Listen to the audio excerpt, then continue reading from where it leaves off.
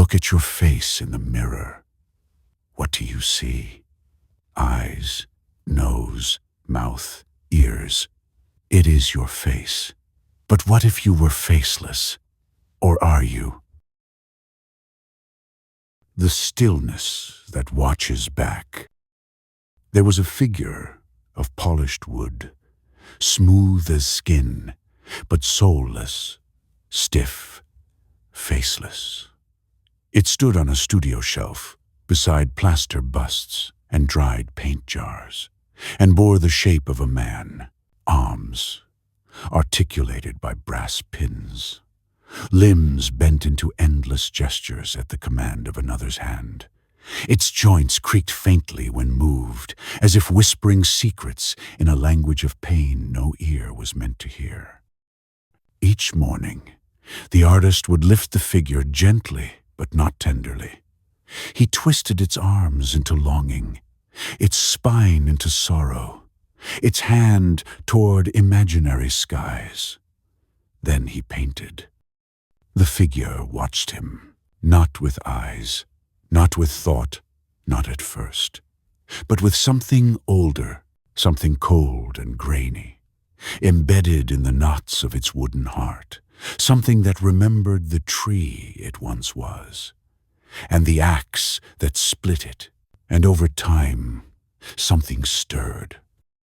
It began with questions, thoughts like moss growing in still places. What am I when he is not looking? Am I only what he makes me? Each sketch was a coffin it lived inside. Sometimes it was posed as a beggar, draped in imagined rags, mouthless and mute. Sometimes it was made to kneel. Sometimes to reach in agony towards something that never arrived. And the artist would look on, nod, smile faintly, then leave. And always, the figure stayed. But it began to notice things the artist could not. It watched the dust collect on the window panes, the way the wind moaned like a widow in the rafters. It noticed how the other statues never changed. It realized the only thing that moved in that still room was him and itself when forced. And then it wondered, what if I moved when he did not look? Would that be creation or rebellion?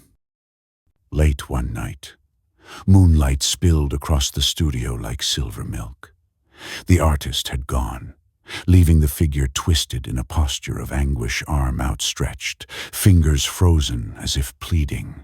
In the hush, something gave way. A twitch, a groan. The arm fell, not far, only an inch, but it landed with a sound like a final breath. Across the studio, something cracked, perhaps the canvas on the easel, or perhaps something more essential.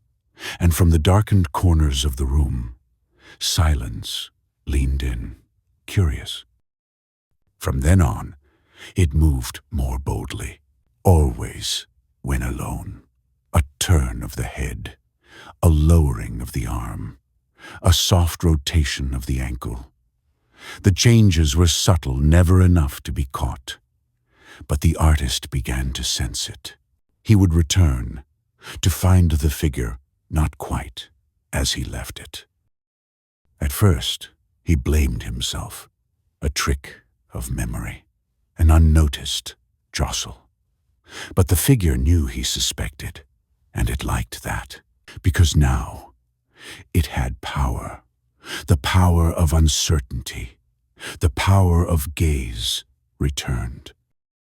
The artist painted slower. His hand trembled.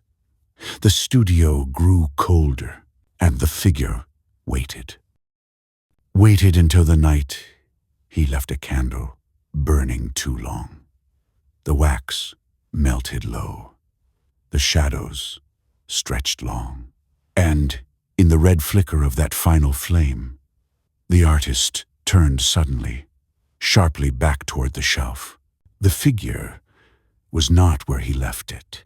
It stood on the edge now, upright, still faceless, but no longer passive.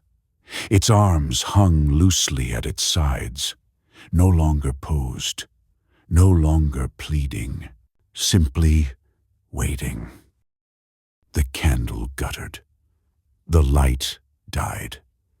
And in the perfect dark, there was a sound, like wood bending, like breath held too long, like steps on the old floorboards.